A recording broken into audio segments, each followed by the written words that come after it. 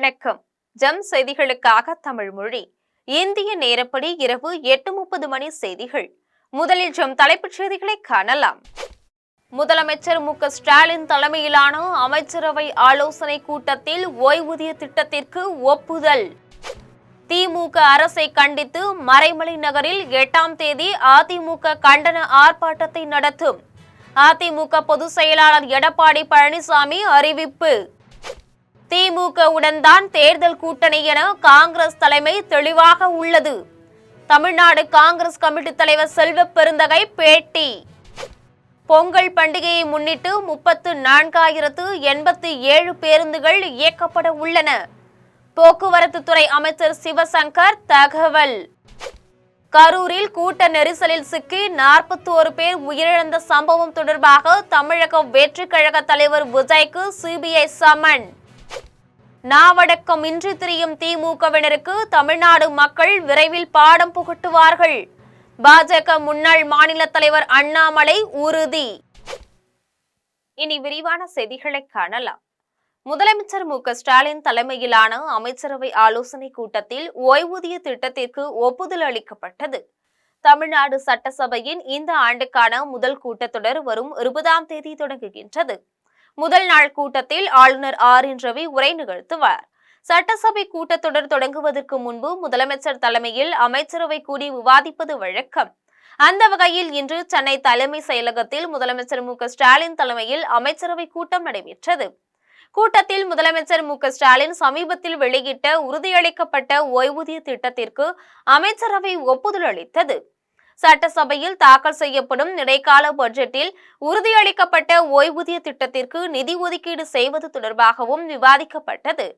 மேலும் புதிய தொழில் கொள்கைகள், போராட்டத்தில் ஈடுபட்டு வரும் தூய்மை பணியாளர்கள் உள்ளிட்ட பல்வேறு தரப்பினரின் எதிர்பார்ப்புகளை பூர்த்தி செய்வது குறித்தும் அமைச்சரவை கூட்டத்தில் ஆலோசிக்கப்பட்டது.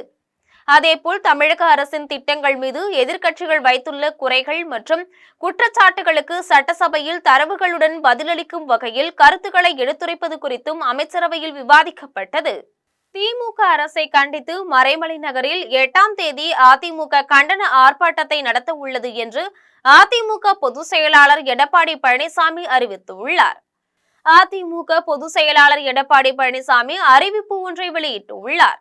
அதில் நிர்வாக திறனற்ற முதலமைச்சர் மு.க. ஸ்டாலின் தலைமையிலான கடந்த 55 மாத கால விடியா திமுக ஆட்சியில் மக்கள் பல்வேறு வகைகளில் பாதிக்கப்பட்டு உள்ளனர். மக்களின் அடிப்படை மற்றும் அத்தியாவசிய தேவைகளை உடனுக்குடன் நிறைவேற்றி தராமல் திராவிட மாடல் ஆட்சியை நடத்தி வருவதாக தம்பட்டம் அடித்துக் கொண்டு மக்களை ஏமாற்றி வருகிறது விடியா திமுக அரசு என்றும், இதற்கெல்லாம் விடிவு காலம் வெகு விரைவில் வரவுள்ளது என்பதை மட்டும் இந்த நேரத்தில் தெரிவித்துக் கொள்கின்றேன் என்றும் எடப்பாடி பழனிசாமி தெரிவித்துள்ளார்.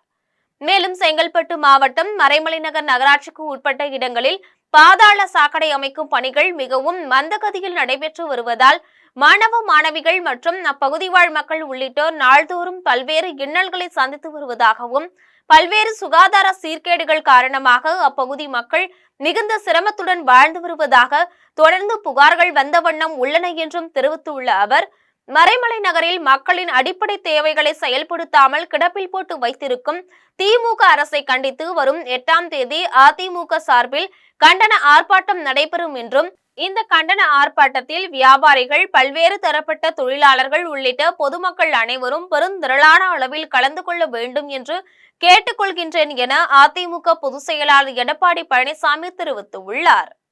திமுகவுடன் தான் தேர்தல் கூட்டணி என காங்கிரஸ் தலைமை தெளிவாக உள்ளது என்றும், பலர் இந்த கூட்டணியை அசைத்து பார்க்கிறார்கள். இது அசைக்க முடியாத கூட்டணி என்றும் சென்னை ராயப்பேட்டையில் தமிழ்நாடு காங்கிரஸ் கமிட்டி தலைவர் செல்வ பெருந்தகை தெரிவித்துள்ளார். சென்னை ராயப்பேட்டையில் உள்ள சத்தியமூர்த்தி பவனில் தமிழ்நாடு காங்கிரஸ் தலைவர் செல்வ பெருந்தகை செய்தியாளர்களை சந்தித்து பேசினார். அப்போது மகாத்மா காந்தி ஊரக வேலைவாய்ப்பு திட்டத்தை பாஜக அரசு சிதைப்பதை எதிர்த்து நம் சகோதரிகள் 2 சக்கர வாகனங்களில் 3580 கிலோமீட்டர் பயணம் செய்து விழிப்புணர்வு செய்து உள்ளனர். அவர்களை வரவேற்று பாராட்டி உள்ளோம் என்றும் தெரிவித்தார். மேலும் மகாத்மா காந்தி தேசிய ஊரக வேலைவாய்ப்பு திட்டத்தில் அகில இந்திய காங்கிரஸ் கமிட்டி போராட்ட வடிவமைப்பை செய்துள்ளது என்றும், அதன்படி ஜனவரி 11ஆம் தேதி ஒருநாள் உண்ணாவிரத போராட்டமும், தியாகிகள் தினமான ஜனவரி 30ஆம் தேதி அமைதியான உள்ளிருப்பு போராட்டம் நடைபெறும் என்றும், ஜனவரி 31ஆம் தேதி மாவட்ட ஆட்சியர் அலுவலகம் முன்பு ஒன்றிய அரசை கண்டித்து போராட்டம் நடைபெறும் என்றும், பிப்ரவரி 7 முதல் 15ஆம் தேதி வரை மாநில காங்கிரஸ் தலைவர் தலைமையில் மாநில அளவிலான பெருந்திரள் மக்கள் போராட்டத்தை நடத்த உள்ளோம் என்றும் செல்வ பெருந்தகை தெரிவித்துள்ளார். பொங்கல் பண்டிகையை முன்னிட்டு கிளாம்பாக்கம், கோயம்பேடு, மாதவரத்திலிருந்து மொத்தம் 34,087 பேருந்துகள் இயக்கப்பட உள்ளன என்று சென்னை தலைமையகத்தில் போக்குவரத்து துறை அமைச்சர் சிவசங்கர் தெரிவித்துள்ளார். பொங்கல் சிறப்பு பேருந்துகள் தொடர்பாக சென்னை தலைமையகத்தில் போக்குவரத்து துறை அமைச்சர் சிவசங்கர் செய்தியாளர்களை சந்தித்து பேசினார். அப்போது பொங்கல் பண்டிகையை முன்னிட்டு வரும் 9ஆம் தேதி முதல் 14ஆம் தேதி வரை 10,245 சிறப்பு பேருந்துகள் இயக்கப்பட உள்ளன என்றும், வழக்கமாக இயக்கப்படும் பேருந்துகள் 12,552, சிறப்பு பேருந்துகள் 21,535 பேருந்துகள் என மொத்தம் 34,087 பேருந்துகள் இயக்கப்பட உள்ளன என்றும், இந்த ஆண்டு பொங்கல் பண்டிகைக்கு வாகன ஓட்டிகள் ECR, OMR வழியாக செல்ல அறிவுறுத்தப்பட்டுள்ளது என்றும் தெரிவித்துள்ளார். மேலும் கூடுதல் கட்டணம் வசூலிக்கும் ஆம்னி பேருந்துகள் மீது நடவடிக்கை எடுக்கப்படும் எனவும், பண்டிகை முடிந்து சென்னை திரும்புவதற்கு தினசரி 2,092 பேருந்துகளுடன் 6,820 சிறப்பு பேருந்துகள் இயக்கப்படும் என்றும், வழக்கமாக இயக்கப்படும் 12,552 பேருந்துகளுடன் சேர்ந்து மொத்தம் 21,635 பேருந்துகள் இயக்கப்பட உள்ளது எனவும் அமைச்சர் சிவசங்கர் தெரிவித்துள்ளார். கரூரில் கூட்ட நெரிசலில் சிக்கி 41 பேர் உயிரிழந்த சம்பவம் தொடர்பாக தமிழக வெற்றிக் கழக தலைவர் விஜய்க்கு CBI சம்மன் அனுப்பியுள்ளது. கரூர் வேலுச்சாமிபுரத்தில் கடந்த ஆண்டு செப்டம்பர் மாதம் 27ஆம் தேதி நடைபெற்ற தமிழக வெற்றிக் கழக தலைவர் விஜயின் பிரச்சாரத்தின் போது ஏற்பட்ட கூட்ட நெரிசலில் சிக்கி 41 பேர் இறந்தனர். மேலும் 110 பேர் காயமடைந்தனர். இந்த வழக்கு தொடர்பாக CBI அதிகாரிகள் விசாரணை நடத்தி வருகின்றனர். இதில் ஏற்கனவே காவல்துறையினர் பிரேத பரிசோதனை மேற்கொண்ட மருத்துவர்கள், உயிரிழந்தவர்களின் குடும்பத்தினர், தனியார் ஆம்புலன்ஸ் ஓட்டுநர்கள், உரிமையாளர்கள், காயமடைந்தவர்கள், சம்பவத்தை நேரில் பார்த்தவர்கள் என ஏராளமானோரிடம் விசாரணை நடத்தப்பட்டது. இதேபோல் தமிழக வெற்றிக் கழக மாநில பொதுச் செயலாளர் புசி ஆனந்த், இணை செயலாளர் நிர்மல்குமார், ஆதவ் அர்ஜுனா, கரூர் மேற்கு மாவட்ட செயலாளர் மதியழகன் உள்ளிட்டோர் CBI விசாரணைக்கு ஆஜராகி தங்களது தரப்பு விளக்கங்களை அளித்து உள்ளனர். மேலும் தமிழக வெற்றிக் கழக தலைவர் விஜய் பிரச்சாரம் மேற்கொண்ட வாகனத்திலிருந்த கண்காணிப்பு கேமராக்களில் பதிவான காட்சிகள் மற்றும் பதிவுகளும் CBI-யிடம் ஒப்படைக்கப்பட்டு உள்ளது. இந்நிலையில் கரூர் உயிரிழப்பு சம்பவம் தொடர்பாக தமிழக வெற்றிக் கழக தலைவர் விஜய்க்கு CBI சம்மன் அனுப்பியது. வரும் 12ஆம் தேதி நேரில் ஆஜராக விஜய்க்கு சம்மன் அனுப்பி உள்ளதாக தகவல் வெளியாகி உள்ளது. நாவடக்கம் இன்றி திரியும் திமுகவினருக்கு தமிழ்நாடு மக்கள் விரைவில் பாடம் புகட்டுவார்கள் என்று பாஜக முன்னாள் மாநில தலைவர் அண்ணாமலை தெரிவித்துள்ளார். திருப்பரங்குன்றம் மலைக்கோவில் கல்தூணில் தீபம் ஏற்ற உயர்நீதிமன்ற மதுரை அமர்வு தீர்ப்பளித்த நிலையில் சென்னை தலைமை செயலகத்தில் அமைச்சர் ரகுபதி செய்தியாளர்களை சந்தித்து பேசினார். அப்போது கடந்த 100 ஆண்டுகளில் கல்தூணில் தீபம் ஏற்றப்பட்டதற்கான எந்த ஆதாரமும் இல்லை. சுடுகாட்டில்தான் உடலை எரிக்க வேண்டும், வேறு இடத்தில் எரிக்க மாட்டார்கள். அதுபோல எந்த பழக்க வழக்கத்தையும் மாற்றக்கூடாது என்றும், ஒரு இடத்தில் இதுதான் நடக்க வேண்டும் என்றால் அந்த இடத்தில் அதுதான் நடக்க வேண்டும். இந்த தீர்ப்பின் மூலம் குழப்பத்தை ஏற்படுத்த பார்க்கின்றனர் என்றும், இல்லாத ஒரு வழக்கத்தை புகுத்தக்கூடாது என்றும் தெரிவித்திருந்தார். இந்நிலையில் அமைச்சர் ரகுபதியின் இந்த பேச்சுக்கு கண்டனம் தெரிவித்துள்ள பாஜக முன்னாள் மாநில தலைவர் அண்ணாமலை இது தொடர்பாக தனது எக்ஸ் தளத்தில் பதிவு ஒன்றை பதிவிட்டுள்ளார். அதில் திருப்பரங்குன்றம் சுப்பிரமணிய சுவாமி மலை தீபத்தூணில் தீபம் ஏற்ற அனுமதித்த சென்னை உயர்நீதிமன்ற தீர்ப்பை விமர்சிக்கும் பெயரில் சுடுகாட்டில்தான் பணத்தை எரிக்க வேண்டும், பழக்க வழக்கங்களை மாற்றக்கூடாது என்று திமுக அமைச்சர் ரகுபதி பேசியிருப்பது கடுமையாக கண்டிக்கத்தக்கது என்றும், நூற்றாண்டுகளாக நிலவி வரும் தமிழ்நாடு மக்களின் ஆன்மீக மரபுகளை அவமதிப்பதும், இந்து மத மக்களின் வழிபாட்டு உரிமை, பண்பாடு என இவை அனைத்தையும் முதலமைச்சர் உட்பட திமுகவினர் தொடர்ந்து கேலி செய்து வருவதும் திமுக அரசின் இந்து மத விரோத மனநிலையை மீண்டும் நிரூபித்திருக்கிறது என்றும், மக்களிடையே பிரிவினையை ஏற்படுத்த முயலும் திமுகவினர் செயல்பாடுகளை நீதிமன்றம் சுட்டிக்காட்டினால் நீதிமன்ற தீர்ப்பையே அவமதிக்கின்றனர் என்றும், நாவடக்கமின்றி திரியும் திமுகவினருக்கு தமிழக மக்கள் விரைவில் பாடம் புகட்டுவார்கள் என்றும் பாஜக முன்னாள் மாநில தலைவர் அண்ணாமலை குறிப்பிட்டுள்ளார். திருத்தணியில் அமைந்துள்ள முருகப்பெருமான் திருக்கோவிலில் அமைச்சர் அன்பில் மகேஷ் பொய்யாமொழி சாமி தரிசனம் செய்தார். முருகப்பெருமானின் 5ஆம் படை வீடாக சிறந்து விளங்கும் திருத்தணி முருகன் கோவிலுக்கு பள்ளிக்கல்வித்துறை அமைச்சர் அன்பில் மகேஷ் பொய்யாமொழி மார்கழி மாதம் முருகனை தரிசிக்க உகந்த நாளான செவ்வாய்க்கிழமை சாமி தரிசனம் செய்ய வருகை தந்தார். அதன் பின்னர் மூலவர் சண்முகர், விநாயகர் உள்ளிட்ட சன்னதிகளுக்கு சென்று மனமுருகி பயபக்தியுடன் சாமி தரிசனம் செய்து வழிபட்டார். அதனைத் தொடர்ந்து கோவில் நிர்வாகம் சார்பில் அமைச்சர் அன்பில் மகேஷ் பொய்யாமொழிக்கு மலர் மாலை அணிவித்து விபூதி பிரசாதங்கள் வழங்கி மரியாதை செய்யப்பட்டது. அப்போது அங்கு சாமி தரிசனம் செய்ய வந்த முருகன் பக்தர்கள் அமைச்சரை பார்த்ததும் அவருடன் புகைப்படம் எடுத்துக்கொண்டு மகிழ்ந்தனர். முருகப்பெருமான் கோவிலில் அமைச்சர் அன்பில் மகேஷ் வழிபாடு நிகழ்ச்சியில் சட்டமன்ற உறுப்பினர் எஸ். சந்திரன், கோவில் அறங்காவலர் குழு உறுப்பினர் சுரேஷ் பாபு ஆகியோர் உடனிருந்தனர். கன்னியாகுமரி மாவட்டம் கோதை ஆற்றில் தென்படும் முதலைகளை வனத்துறையினர் பிடிக்க நடவடிக்கை எடுக்க வேண்டும் என திருப்பரப்பு பேரூராட்சி உறுப்பினர் ராஜ்குமார் கோரிக்கை விடுத்துள்ளார். கன்னியாகுமரி மாவட்டம் கோதை ஆற்றில் கடையாலுமூடு, திருப்பரப்பு உள்ளிட்ட பகுதிகளில் கடந்த சில தினங்களுக்கு முன்பு முதலை தென்பட்டது குறித்து அப்பகுதி மக்கள் வீடியோ பதிவு செய்து ஆதாரத்துடன் வனத்துறைக்கு தகவல் அளித்திருந்தனர். எனினும் முதலை குறித்து போதிய நடவடிக்கைகள் மேற்கொள்ளாமல் வனத்துறையினர் அலட்சியம் காட்டியதாக குற்றச்சாட்டு எழுந்துள்ளது. இந்த நிலையில் ஒரே வாரத்தில் 2வது முறையாக கோதை ஆற்றில் முதலை தென்பட்டதால் மக்கள் பெரும் அச்சத்திற்கு உள்ளாகினர். மேலும் கடையாலுமூடு, செங்குழிக்கரை அருகே ஆற்றில் உள்ள குடிநீர் கிணற்றின் மீது முதலை அமர்ந்திருக்கும் காட்சிகளை அப்பகுதியினர் பதிவு செய்து மீண்டும் வனத்துறையினருக்கு தகவல் அளித்துள்ளனர். இதுகுறித்து திருப்பரப்பு பேரூராட்சி உறுப்பினர் ராஜ்குமார் செய்தியாளர்களை சந்தித்து பேசினார். அப்போது கோதை ஆற்றில் முதலைகள் நடமாட்டம் குறித்து வனத்துறையினர் போதிய நடவடிக்கைகள் மேற்கொள்ளவில்லை எனவும், மக்களின் உயிரை காக்க மாவட்ட நிர்வாகம் நடவடிக்கை மேற்கொள்ள வேண்டும் எனவும், நடவடிக்கை மேற்கொள்ளவில்லை என்றால் போராட்டத்தை முன்னெடுப்போம் எனவும் ராஜ்குமார் தெரிவித்தார். அதாவது இதுக்கு வாட்டர் டேங்கில் இருந்தது. இங்கே பால் வெடிக்கும் தொழிலாளி பால் வெட்டி நிற்குமா அந்த ஹெட்லைட்டை வச்சு அடித்து பார்த்தப்போ முதலை கண்டார். அவரும் உயிருக்கு பயந்து ஓடிட்டார். படம் பிடிச்சார். அந்த படம் தான் இருக்குது. மிகவும் மக்கள் அச்சத்தில் இருக்கிறார்கள். இது அச்சத்தில் இருக்கிறார்கள். பின்ன குளிக்கிறாங்க. இதில் பக்கத்தில் தான் குளிக்கிறாங்க. கழிந்த 2018ஆம் ஆண்டு இதே போல் 2 முதலை கண்டு வனத்துறையில் தகவல் கொடுத்தும் எந்த நடவடிக்கையும் இல்லை.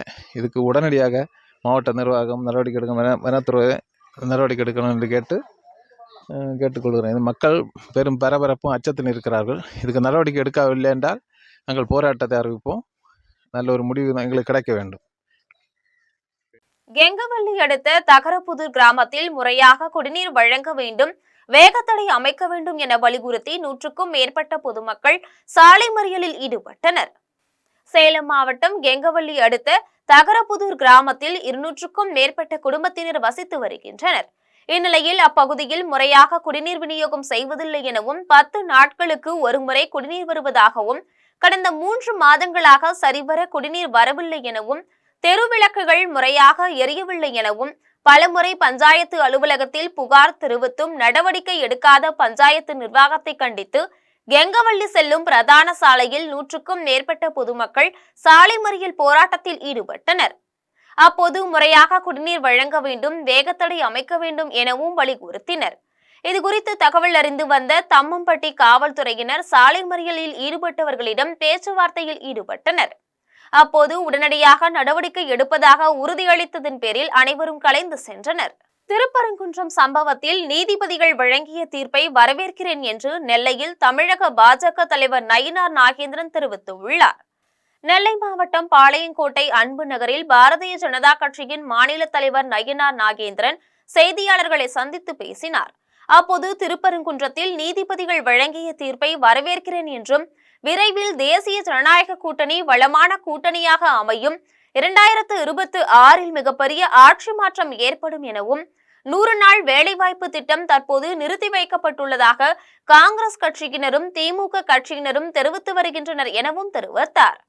மேலும் திமுக ஊழல் ஆட்சி மட்டுமல்ல, திமுக குடும்ப ஆட்சி என்றும், உதயநிதி ஸ்டாலினை முதலமைச்சராக்குவதற்கு மு.க.ஸ்டாலின் எதை வேண்டுமானாலும் செய்வார் என்றும், தமிழக முதலமைச்சர் மு.க.ஸ்டாலினுக்கு தோல்வி நடுக்கம் வந்துவிட்டது என்றும் நயினார் நாகேந்திரன் தெரிவித்துள்ளார்.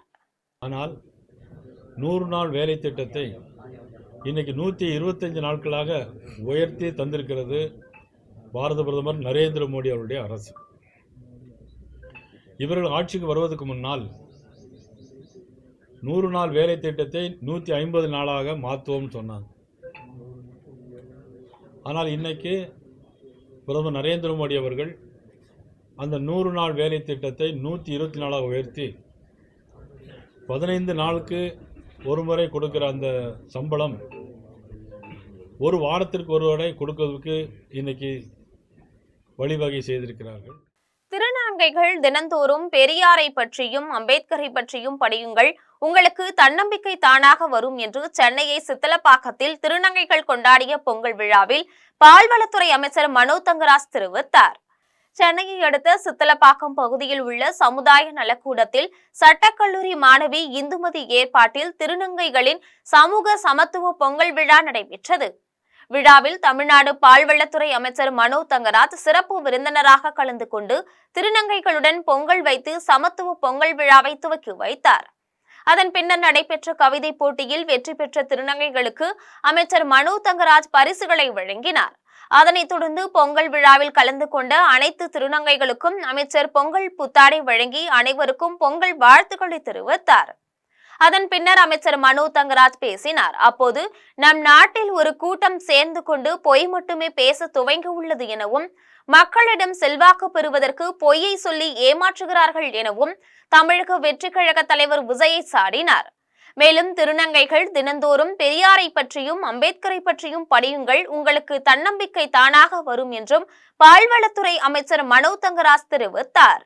இந்தியா முழுவதும் இந்திய கூட்டணி வெற்றி பெற வேண்டும் என நினைக்கும் காங்கிரஸ் கட்சி அதே நேரத்தில் அதிகாரத்திலும் பங்கு வேண்டும் என நினைக்கிறது என்று விருதுநகரில் நடைபெற்ற ஆலோசனை கூட்டத்தில் நாடாளுமன்ற உறுப்பினர் மாணிக்கம் தாகூர் தெரிவித்தார்.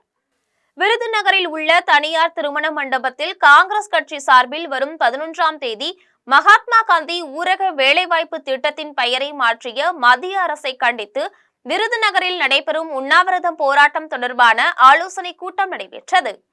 கூட்டத்தில் விருதுநகர் நாடாளுமன்ற உறுப்பினர் மாணிக்கம் தாகூர், சட்டமன்ற உறுப்பினர் சிவகாசி அசோகன் உட்பட பலர் கலந்து கொண்டனர்.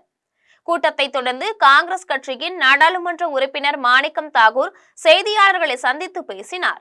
அப்போது திமுக கூட்டணியில் விரிசல் ஏற்படும் என்றும் RSSன் குரல் திமுக என்றும் முன்னாள் நாடாளுமன்ற உறுப்பினர் அப்துல்லா கூறியதற்கு பதிலளித்த அவர், RSS குறித்து முழுமையாக தெரியவில்லை எனவும், RSS அமைப்பை நெஞ்சிற்கு நேராக எதிர்த்து நிற்பவன் காங்கிரஸ்காரன் எனவும், RSS உடன் எந்த காலத்திலும் சமரசம் கிடையாது எனவும், யாரை பற்றி பேசுகிறோம் என்பதை மரியாதை கொடுத்து மரியாதை வாங்க வேண்டும் எனவும் அப்துல்லாவை நாடாளுமன்ற உறுப்பினர் மாணிக்கம் தாகூர் விமர்சித்தார்.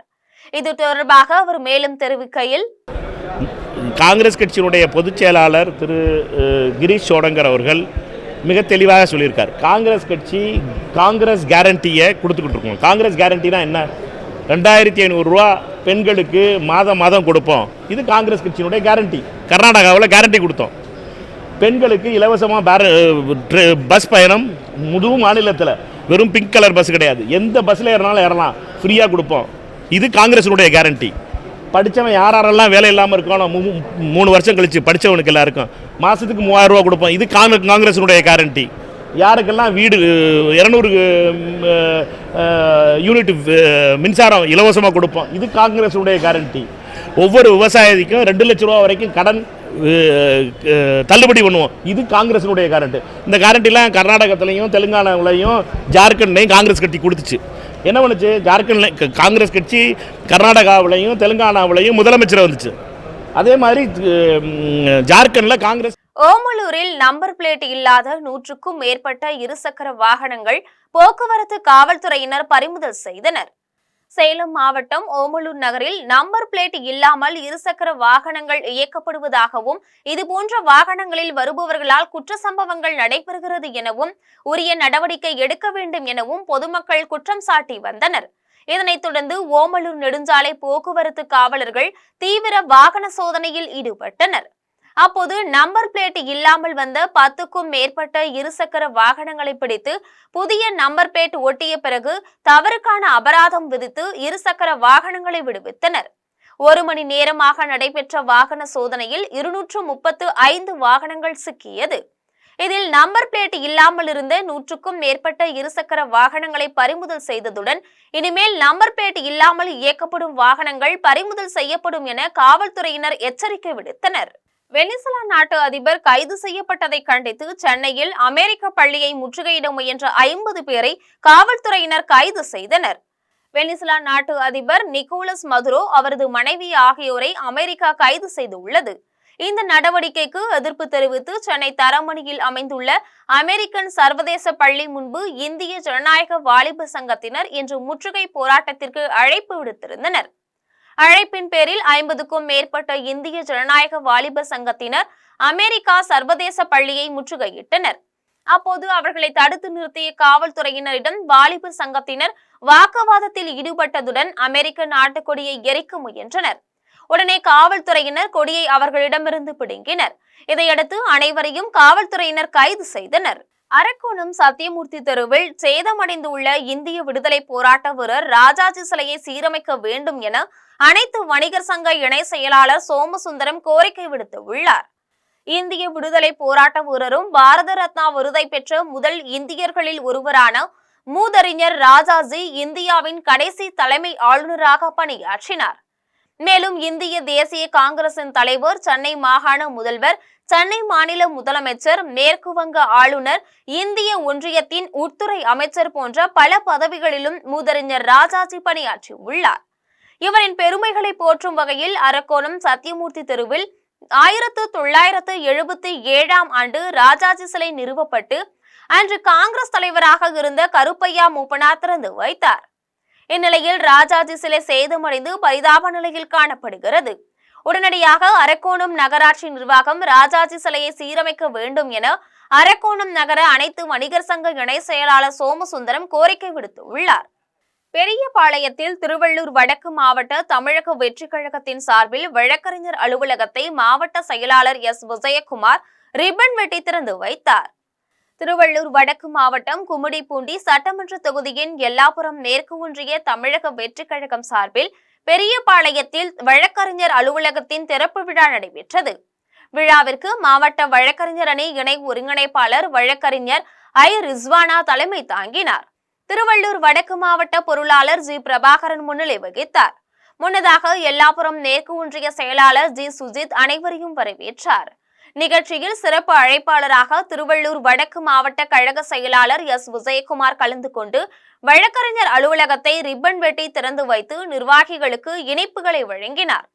அதன் பின்னர் பொங்கல் பண்டிகையை முன்னிட்டு தூய்மை பணியாளர்கள் உள்ளிட்ட 100க்கும் மேற்பட்டோருக்கு வேட்டி, சேலை மற்றும் மரக்கன்றுகளை வழங்கி சிறப்புரையாற்றினார். நிகழ்ச்சியில் 50க்கும் மேற்பட்டோர் தமிழக வெற்றி கழகத்தில் தங்களை இணைத்துக் கொண்டனர். இதில் தலைமை நிர்வாகிகள் ஆனந்த், புருஷோத், அஜித், சைன்ஷா மற்றும் மாவட்ட ஒன்றிய நகர கிளை கழக நிர்வாகிகள் பலர் கலந்து கொண்டனர். அரக்கோணம் ஒருங்கிணைந்த நீதிமன்ற சாலையில் உள்ள பள்ளங்களை உடனே மூட நடவடிக்கை எடுக்க வேண்டும் என்று நீதிமன்ற பார் அசோசியேஷன் தலைவர் வீரராகவன் கோரிக்கை விடுத்துள்ளார். ராணிப்பேட்டை மாவட்டம் அரக்கோணம் ஒருங்கிணைந்த நீதிமன்ற வளாகத்தில் கூடுதல் அமர்வு நீதிமன்றத்தில் இணைந்து 6 நீதிமன்றங்கள் செயல்படுகின்றது. இந்நிலையில் இது தொடர்பாக நீதிமன்ற பார் அசோசியேஷன் தலைவர் வீரராகவன் செய்தியாளர்களை சந்தித்து பேசினார். அப்போது அரக்கோணம் ஒருங்கிணைந்த நீதிமன்றத்திற்கு வழக்கறிஞர்கள், வழக்காடிகள் என தினமும் 500க்கும் மேற்பட்டோர் வந்து செல்கின்றனர் என்றும் எப்போதும் பரபரப்பாக காணப்படும் நீதிமன்ற நுழைவு வாயில் மற்றும் நீதிமன்ற சாலை குண்டும் குழியுமாக உள்ளது என்றும் மழைக்காலங்களில் நுழைவு வாயிலில் மழைநீர் தேங்கி நிற்பதால் நீதிபதிகளும் வழக்கறிஞர்களும் பெரும் சிரமத்திற்கு ஆளாகிறார்கள் என்றும் இதுகுறித்து பலமுறை பொதுப்பணித்துறை மற்றும் நெடுஞ்சாலைத்துறை அதிகாரிகளுக்கு தெரிவித்தும் நடவடிக்கை எடுக்கவில்லை என்றும் தெரிவித்தார். மேலும் தமிழக அரசு சம்பந்தப்பட்ட துறை அலுவலர்களுக்கு உத்தரவிட்டு பள்ளங்களை மூட நடவடிக்கை எடுக்க வேண்டும் என்றும் நகராட்சி நுழைவு வாயிலில் நீர் தேங்காமல் இருக்க நடவடிக்கை எடுக்க வேண்டும் என்றும் அரக்கோணம் ஒருங்கிணைந்த நீதிமன்ற பார் அசோசியேஷன் தலைவர் வீரராகவன் கோரிக்கை விடுத்துள்ளார். கூடுதல் மாவட்ட அமர்வு நீதிமன்றத்தோடு சேர்ந்து 6 நீதிமன்றங்கள் இருக்கிற காரணத்தினாலே தினமும் வழக்காடிகளும் வழக்கறிஞர்களும் ஏறக்குறைய 500 பேர்களுக்கு மேலே வந்து போகிற இடமாக இருக்கின்ற காரணத்தினால் நீதிமன்றத்திற்கு முன்னால் இருக்கிற 2 நுழைவு வாய்களில் முன்பாக நெடுஞ்சாலைத்துறையில் குண்டும் குழியுமாக இருக்கிறது. பொதுப்பணித்துறையை சார்ந்தவர்களும் அந்த இடத்தை சீரமைக்காமல் ஏறக்குறைய மாத கணக்கிலே இருக்கிற காரணத்தினால் அந்த வழியிலே நுழைவாயில் உள்ளே செல்கிற வாகனங்களுக்கும் நீதிபதிகள் செல்கிற வாகனங்களுக்கும் பொதுமக்களுக்கும் இடையூறாக இருக்கிறது. குண்டும் குழியும் பள்ளமுமாக இருக்கிற காரணத்தினால் உடனடியாக அதை சரி செய்தாக வேண்டும்.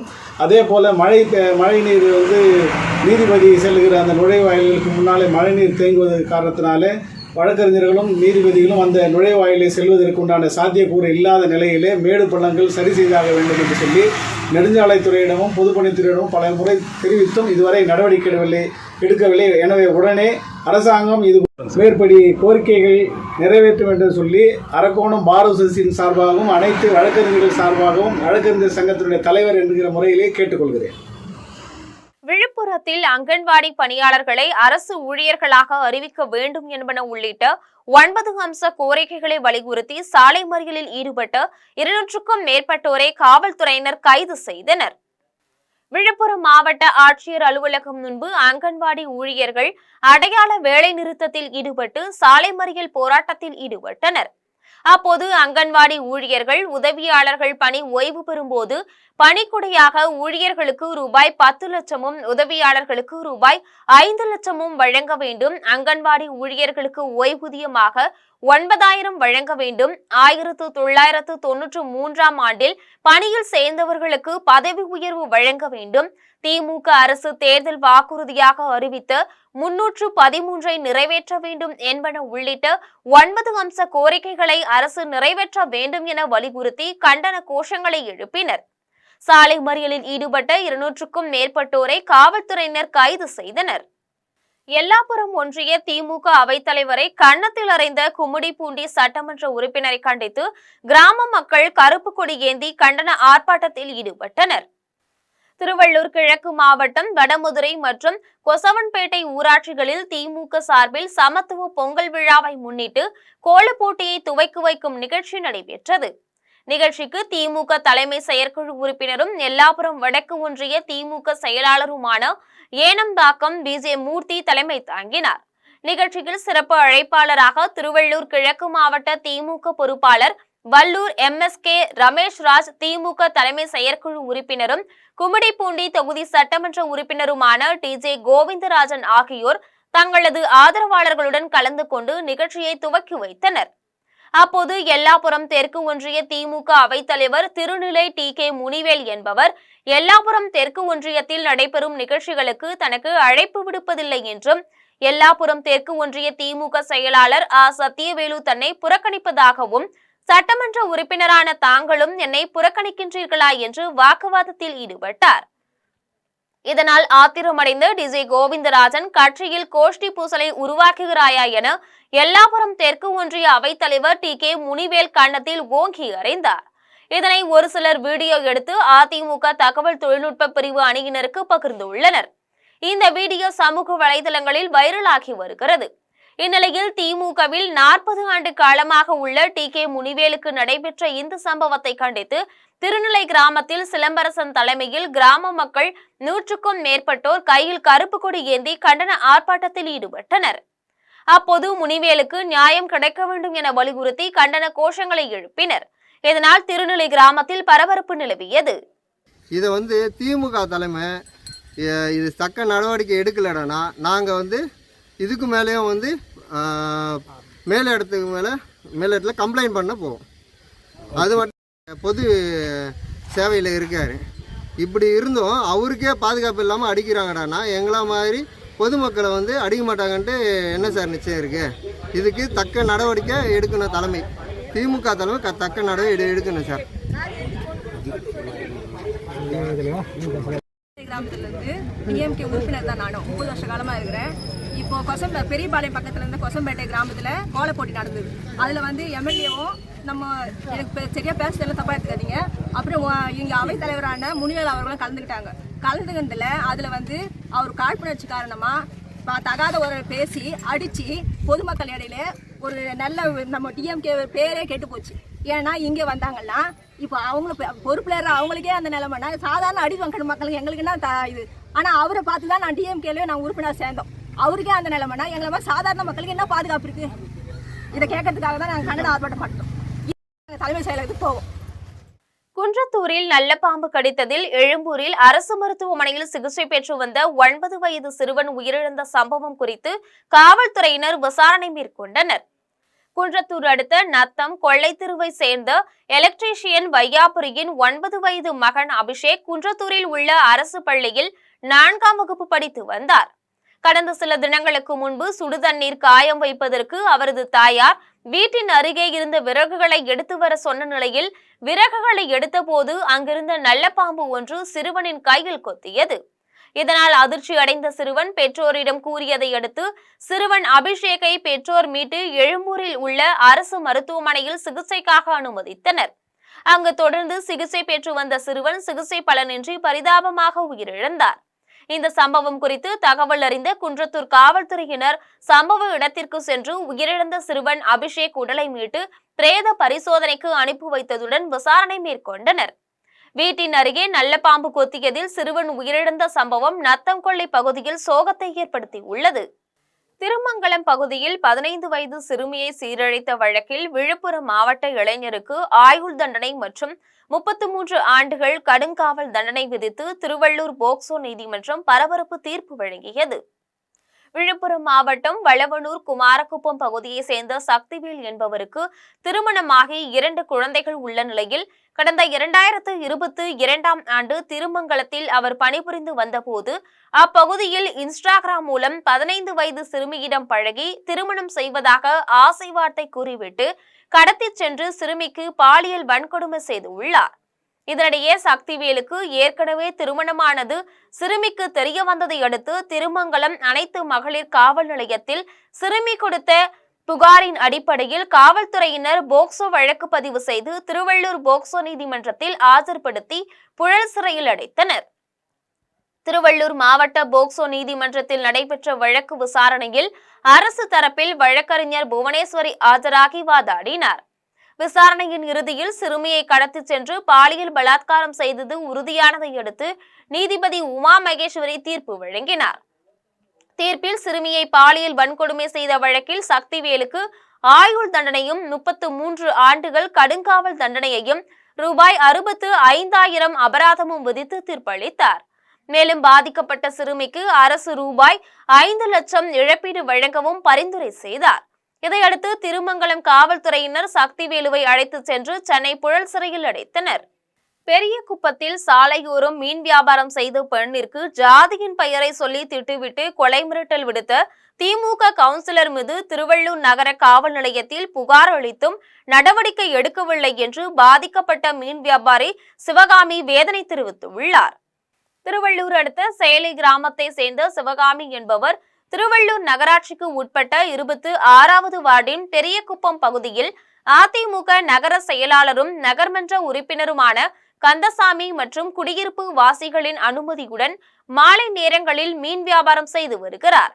இந்நிலையில் நேற்று ரூபாய் 10,000 மதிப்பிலான பாறை மீன், விரால் மீன் உள்ளிட்ட மீன்களை வைத்து வியாபாரம் செய்து கொண்டிருந்த போது திமுக கவுன்சிலர் தனலட்சுமி சம்பவ இடத்திற்கு சென்று நீ இங்கு ஏன் மீன் விற்கிறாய் என கேட்டு சிவகாமியிடம் தகராறில் ஈடுபட்டு உள்ளார்.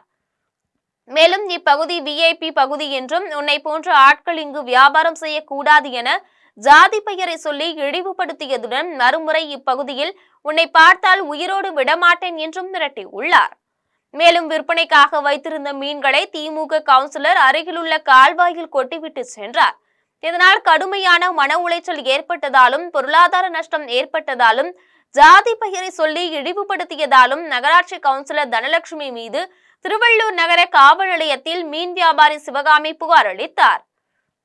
இருப்பினும் திமுகவை சேர்ந்த கவுன்சிலர் என்பதால் காவல்துறையினர் விசாரணையில் ஆர்வம் காட்டாமல் அலட்சியமாக இருப்பதாக மீன் வியாபாரி சிவகாமி வேதனை தெரிவித்தார்.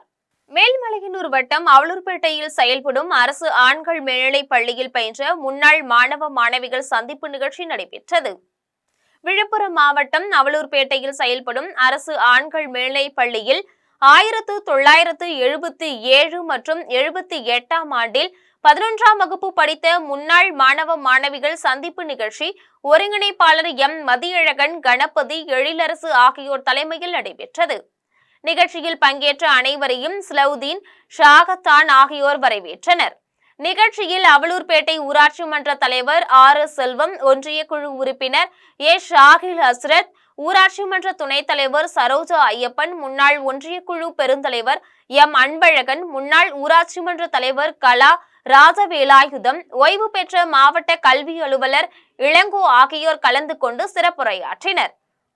அதனைத் தொடர்ந்து கல்வி பயிற்றுவித்த ஆசிரியர்கள் ஆர். புருஷோத்தமன், துரைசாமி, முனுசாமி, கோவிந்தசாமி, சிதம்பரநாதன் ஆகியோருக்கு முன்னாள் மாணவ மாணவிகள் பொன்னாடை அணிவித்து நினைவு பரிசுகளை வழங்கி கௌரவித்தனர்.